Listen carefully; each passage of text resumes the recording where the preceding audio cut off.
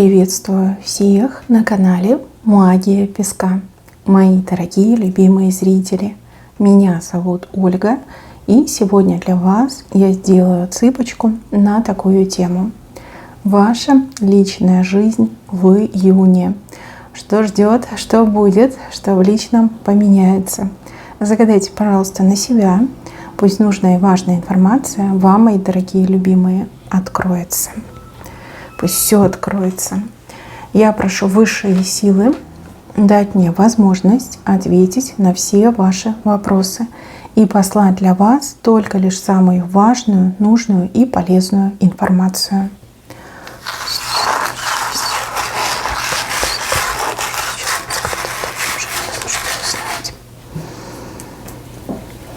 Так, это что у нас за красавчик? У мужчины фигура треугольная. Знаете, вот как треугольник такой, плечи широкие, талия узкая. Ну и голова, кстати, светлая. То есть это, хотела сказать, качок. Так смотрю, что и не только качок, тут еще и умный мужчина. Вы такого мужчину обалденного в июне встретите. Ну просто картинка. Красивый, статный, спортивный, умный, талантливый, но, как знаете, какой-то ангел, да? Ангел спустился на грешную землю. Мужчина, что надо. Красавчик мне идет. Очень интересный мужчина. У вас именно, вот как-то, знаете, вот дороги сведут. Ну, либо вы где-то будете в дороге, куда-то будете ехать, либо вот куда-то приедете, вот там познакомитесь. Мужчина такой, знаете, вот прям такие ощущения рядом с ним, ни на что не похожие. Вот как электричество немножко бьет, да, ударяет. Но, к сожалению, я вижу, что мужчина будет там, конечно, на вас смотреть, но сближаться не станет. Возможно, вы будете не одна, может, вы будете в сопровождении другого человека, а возможно, ну, просто не сможет решиться. Да? Скажет, ну, она такая красивая, но точно у нее кто-то есть, а я сейчас буду к ней приставать. Ну, и плюс, скорее всего, то ли у вас, то ли у него времени не будет. Но такого красавчика повидаете. А я вам так скажу, это все не случайно. Будут у вас такие мысли, вот как так, да, такого красивого увидела, а ничего не получилось, да, ничего не произошло. Это не случайно. Мне вообще идет, что вам судьба как будто бы его показывает как афишу. Знаете, вот перед премьерой, там, не знаю, спектакля, фильма показывают, вывешивают афиши заранее, да, чтобы люди знали. То есть это такой анонс, что вот там через несколько дней, недель будет премьера спектакля, да. Вот этого мужчину вам покажут как афишу. И вообще этот мужчина, он как знак на самом-то деле для вас. Я вижу, что после того, как вы этого мужчину увидите, у вас вот в делах, в работе, в бизнесе прям что-то крупненькое зайдет. Как, знаете, крупная рыбка заплывет. По деньгам улучшения будут. По деньгам. Вы, конечно, не свяжете эти два события, но я в песке вижу, что они взаимосвязаны. Да, вот увидели этого мужчину, а потом через несколько там дней, либо там в течение недели, еще сколько-то дней, да, у вас какие-то прям очень хорошие события именно в материальном идут. Понятно, что вы все разные, у каждого будет по-своему. Если там на себя работаете, то там крупный заказ, там хороший контракт. Если работаете на кого-то, то и зарплату могут повысить, и, допустим, предложить вам какое-то повышение, перевод могут предложить на более лучшее, такое комфортное, теплое место. Кто ищет работу, ну, тут точно найдете, будет хорошее предложение. Ну и также, возможно, каким-то другим путем, да, могут вырасти ваши доходы. Мужчина как афиша. Он у вас в июне больше не проигрывается. Возможно, он проиграется в июле, а может быть и в августе. Там уже сама судьба знает. Судьба здесь не показала. Сейчас я, конечно, попробую карты взять. Но не факт, что нам покажут, да, потому что есть у меня подозрение, что этот мужчина должен сыграть какую-то очень важную роль в вашей судьбе. Вот, ну не зря афиша, да, зачем показывать афишу, если нет премьеры? Ну что-то есть. Вот не случайно, все не случайно. Кораблик почти перевернулся. Я же говорю, это не какой-то залетный товарищ, это прям серьезный вариант. Давайте посмотрим, зачем вам его покажут. Зачем? Чтобы вас от чего-то отвлечь, от каких-то грустных мыслей, от каких-то неправильных желаний. Не знаю, вам что? Мужчины разонравились, либо вы разочарованы, наверное, во всех мужчинах, либо считаете, что красивые глупые, некрасивые, там, не знаю, дурными привычками, либо, в принципе, на некрасивых не стоит смотреть. Ну, в общем, какое-то разочарование, какие-то болезненные ощущения, прям болька ваша чувствуется. И вот вам его покажут как афишу. Посмотрите, и настроение поднимется. Посмотрите и скажете, блин, ну бывают же, наверное, исключения, что ты красивый и умный, и еще и воспитан хорошо. Да, вот как-то так не идет. Переключают ваше внимание, да, переключают. Хорошо, какую роль сыграет этот мужчина в вашей жизни? Будет ли у него роль в вашей жизни? Какая? Главная, второстепенная, массовка? Что это за роль-то такая? Зачем судьба вам его покажет, но в руки не даст? Прям хочется знать, да? Мы же люди, мы хотим знать. Мы хотим знать. Мы все хотим узнать. Ну, честно, да, тут очень похоже на главную роль в вашей жизни, но это будет позже, это будет гораздо позже. Очень хорошие карты вышли, ну, прям самые лучшие, да, что аисты, что клевер, что кольцо. Будет. Вот что-то будет серьезное, там такое закрутит. Ну, а по лилиям это какая-то безумная страсть, которая напрочь отключает мозг и... Ой, ну таких ощущений, я думаю, что вы либо очень давно не испытывали, либо в принципе никогда не испытывали, а кто-то уже и не то чтобы ищет этих ощущений, а человек в принципе, да, уже себе во всем отказал. Девочки, ну потерпите, вы увидите афишу, будете ждать премьеры, и премьера вас точно не разочарует. Давайте еще попробую спросить, когда, да? Давайте спросим, когда. Когда премьера состоится, когда мужчина главную роль начнет играть. Ну надо же, да, узнать хоть чуть-чуть. Девяточка. Вы знаете, у кого-то вот точно отыграется сентябрь месяц, да? Не спрашивайте как. Все случится по воле судьбы, вот показали. А если попробуете раньше, как-то скажете, мне все равно, что там судьба решила, я сама сейчас с ним подойду, познакомлюсь, там, обменяюсь контактами, будем общаться там, по интернету, в телефоне. Будут горы, будут препятствия. То есть самостоятельно решить этот вопрос, либо добиться этого общения не получится. Ну, мне вообще идет девятка, да, сентябрь, скорее всего. Сентябрь, а у кого-то, возможно, через 9 недель. Ну и также, возможно, через 9 месяцев. Но то, что это судьба, это прям 100%. Вы увидите афишу, а останется ждать премьеры. Так, друг друга, кстати, запомните. И причем запомните во всех подробностях, что мужчина женщину, что вы запомните этого мужчину. Прям все запомните про него. И даже запах его запомните. Даже если у вас плохая память на лица, если вы там, ну, считаете неприличным рассматривать, но про этого мужчину вы все запомните. Все, что с ним связано, все запомните. И он все так запомнит. Дальше, мои хорошие. А вот тут какой-то неожиданный фрагмент. Здесь женщина как-то руками и даже одной ногой отпихивает от себя мужчину. Вот так, 2 руками и еще одной ногой. Но вы ногу мою не видите, но поверьте, я ногой тоже показала. Значит, мужчина, то ли это мужчина, который вам уже опостылил, да, надоел, который, ну, буквально вот такая, знаете, кровопийца, пиявка, абуза, почему-то мне еще идет это слово.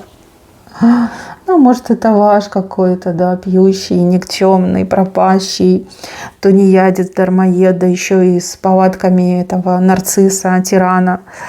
А может быть, это мужчина из прошлого, который, ну, уже все, что мог, про себя заявил, показал. И вот так вам от него тошно, да, что вы его не знать, не видеть не хотите.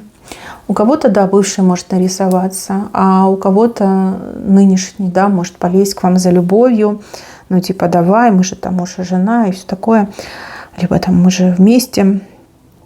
И у вас такое отторжение, вы думаете, Господи, да как меня угораздило в это чудовище влюбиться? Да как же я, по какой глупости я вот с ним связала свою судьбу? Да сколько ж я буду еще эту, ну не буду говорить плохие слова, но в общем обузу, да, на себе тащить.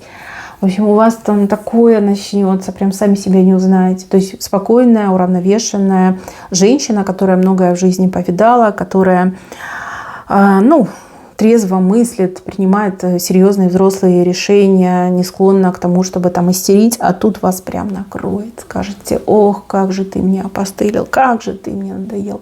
Да сколько ж ты еще будешь ко мне таскаться? Да когда ж ты забудешь дорогу к моему порогу? Либо да когда ж ты уйдешь уже, да, отстанешь. Свободы. Вам захочется освободиться от него, да, полностью сбросить и стереть все воспоминания, и вообще не знать ничего. То есть здесь нет какой-то прям ненависти, да, здесь нет скандала, здесь есть желание забыть про этого человека, не видеть этого человека, да, не терпеть рядом с собой. Вас даже запах его раздражает, вас его лицо раздражает, его присутствие. Даже вот вы в одной квартире, допустим, он там в другой комнате, а вас так раздражает, что он где-то там рядом в нескольких метрах находится, даже если его не видите.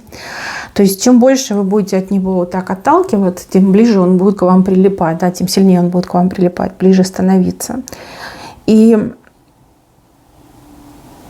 у вас прям такая дилемма, я вижу, что вы такая, ну как это работает, да, ну что сделать? По-хорошему, говоришь, не понимает, по-плохому не понимает, ну вот как от него избавиться? Тут вам еще придется думать. Давайте тоже посмотрим, как получится, не получится, надо, не надо. Вот мне кажется, что кто-то в отношениях очень болезненных, очень таких вот прям травмирующих, никчемных, пустых и таких, знаете, вот прям ни уму, ни сердцу. Вот прям как репях. Репях, причем в волосах, или это жвачка в волосах, да так, что ну, состригать со всеми волосами надо, да, вот как-то так не идет. Мучитель, мужчина-мучитель, ну, либо бывший, да, бывший, который вот никак, он не может смириться, не может забыть, постоянно к вам таскается. Давайте посмотрим. Ну да, гроб надо хоронить, надо, вот правильно вы решите это все, обновиться захотите. Да, захотите, чтобы либо он ушел, либо вы от него захотите сбежать, очистить свою жизнь захотите. Так, а что карта скажет? Надо, не надо, не надо, стоит, не стоит. Ну да, смотрите, скорее всего, ваше подсознание вам подсказывает. Так и говорит: девочка моя, у нас с тобой нет нормального мужчины. Почему? Потому что вот этот бывший со своей энергетикой, вот он застолбил место и постоянно к тебе таскается. Либо вот этот настоящий, да, который ни рыба, ни мясо, который обуза. Вот он занял место, которое должен занимать хороший мужчина, да, твоя половиночка, и не подпускает.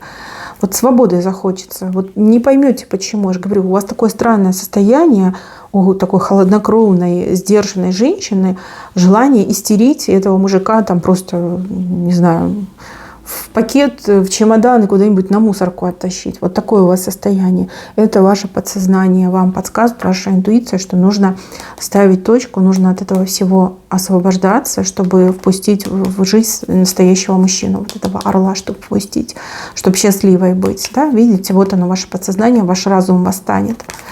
Так что все не просто так. Да, кстати, возможно, вам эту афишу покажут, чтобы вы начали это место расчищать, чтобы вы от этой обузы избавлялись. А ну-ка, получится у вас? Получится избавиться от бывшего. Закрыть ему дорогу в свой дом. От бывшего получится избавиться? Ну, прям так, чтобы избавиться, не получится. Но получится как-то договориться. Договориться, допустим, если этот бывший, у вас дети от него, ну, либо что-то вас там все-таки связывает, то вы как-то сможете договориться. Сначала, конечно, у вас там против него истерика, агрессия, а потом вы скажете: ладно, попробую другим способом, да, попробую договориться. И договориться получится. Конечно, бывший, придется его там похвалить, да, придется ему там пару ласковых сказать. И тогда бывший там типа скажет: ну ладно, типа я согласен, будем как-то там по-другому взаимодействовать, да, вот вы его от себя, можно сказать, отведете. Ну, а если это ваш настоящий, вот удастся ли вам от него избавиться? Так. Ну, нет, не удастся. Хитрый ваш настоящий, знает, какой вы аленький цветочек, вы светик, семицветик, да, который исполняет его мечты и желания, что потерять вас — это все равно, что свет потушить в жизни, да. Это все равно, что сердце у него вымут из груди, да, и как он будет после этого жить? Зомби будет. Не хочет он быть зомби, он держится за вас, прям очень сильно держится. Вы его опора, вы его башня. Слушайте, а он не живет случайно за ваш счет, либо не живет ли он в вашей квартире, в вашем доме, не пользуется ли он вашими ресурсами? Если так, то, девочки, прям очень тяжело будет. Он будет вгрызаться в вашу жизнь, и очень тяжело будет от него избавиться. Даже если он не живет на вашем чем-то, да, не за ваши ресурсы живет, все равно он будет за вас держаться.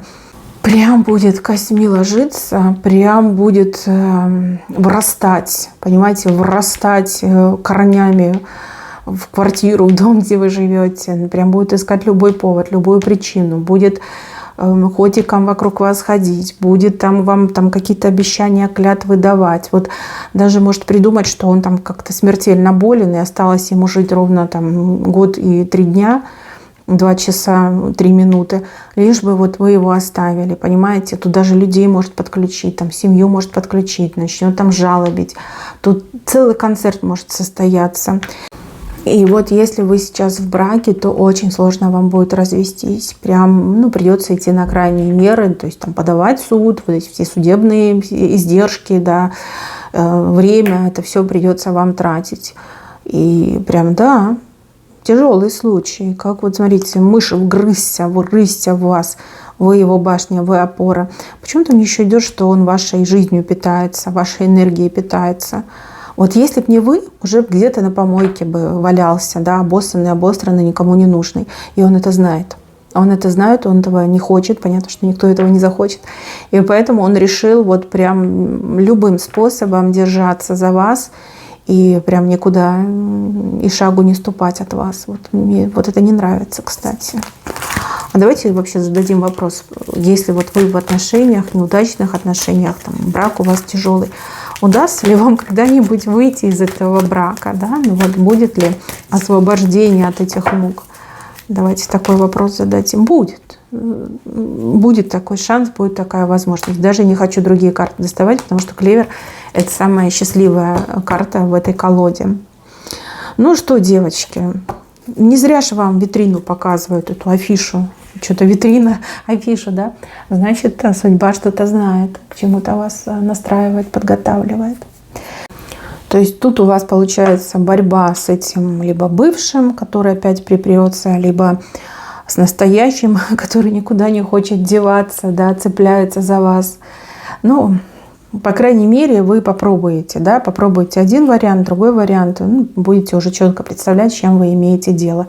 И четко будете понимать, что нужно предпринять для того, чтобы изменить свою жизнь к лучшему. Может, у вас стимула особого пока нет. Понятно, что есть, да, потому что все надоело, все задолбало.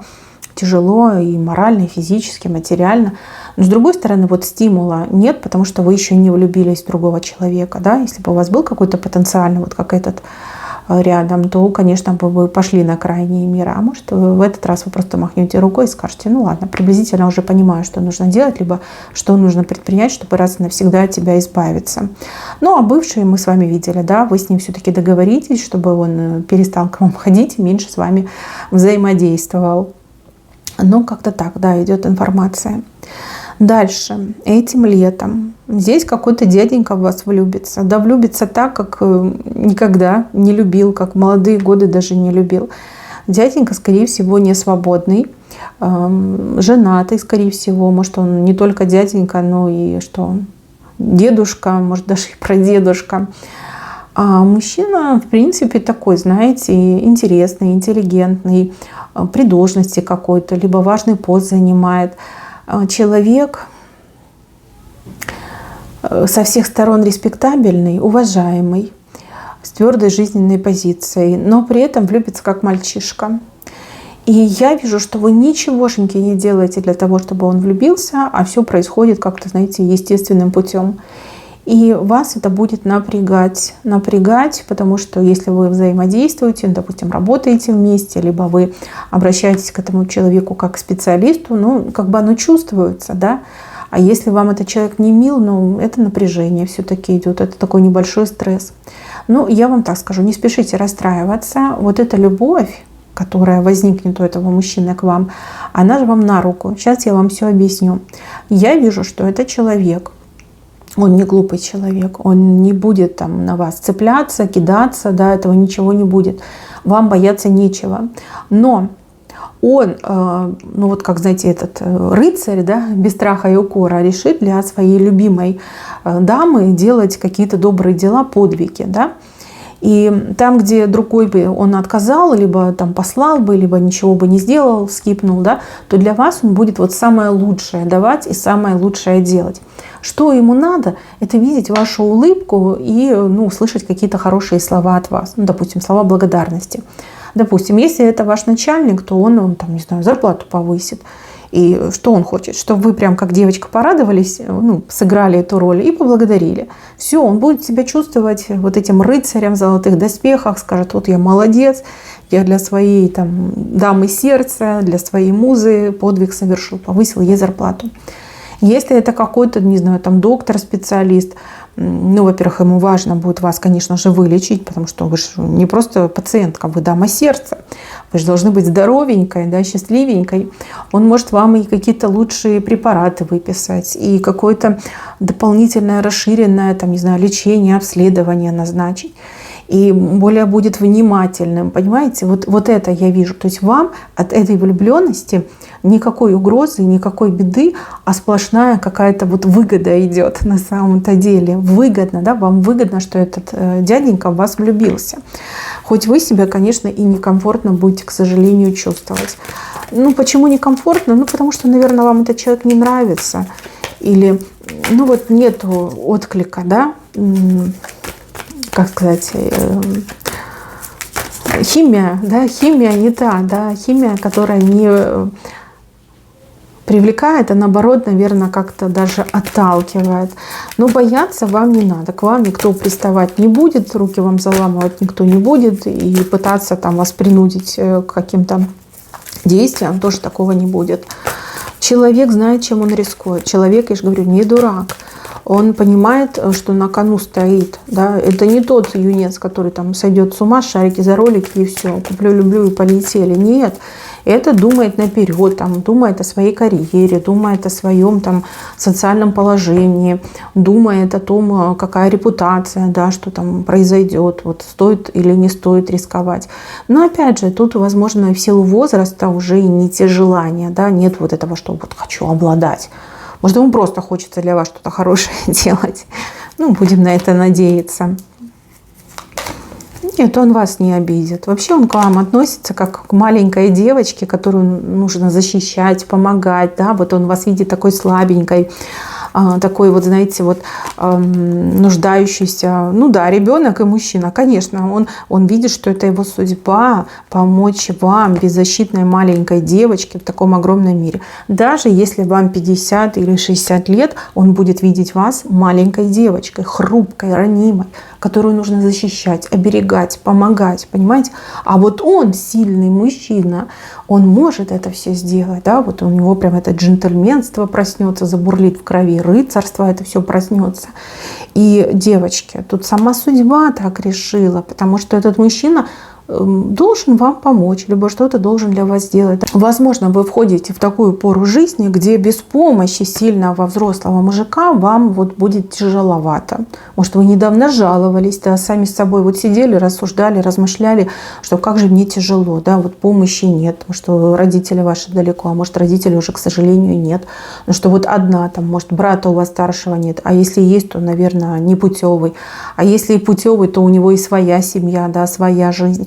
А вот вы одна, да, одна, и поэтому помощь вам нужна. И этот мужчина, вот судьба говорит, хороший, благородный мужчина, вот заскучал, а вам как раз помощь нужна. А почему бы не сделать так, чтобы он в вас влюбился? А почему бы не сделать так, чтобы он вас своей музой назвал? Ну, слушайте, ну здорово. Бояться вам точно не надо. Солдат ребенка не обидит, да? А вы в глазах этого мужчины, вы как прям, да, девочка такая нежная, наивная, невинная, да, которую нужно оберегать, защищать, которой нужно помогать. То есть не смущайтесь и общайтесь, конечно же, и помощь принимайте. И, ну, поощрять, конечно, наверное, не стоит, но надо быть благодарной. Вот.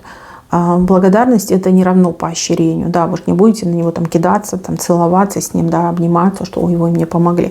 Достаточно просто издалека там улыбнуться, поблагодарить, сказать, что он многое для вас сделал, и что вы очень благодарны, что вам это очень нужно, это вам помогает. Да.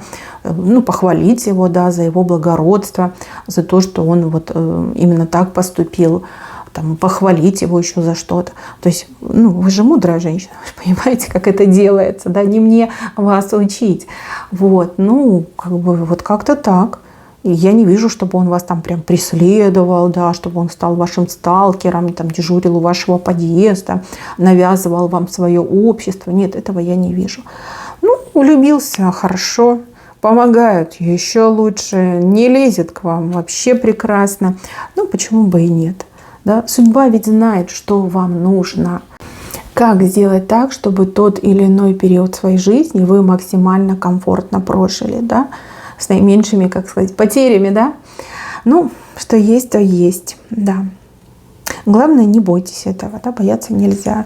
И отстраняться тоже не стоит, ну, потому что это обидно будет, да? Человек же не понимает, почему вы отстраняетесь. И ему может быть и обидно. Да, обида — это не лучшее чувство, которое женщина должна вызывать у мужчины.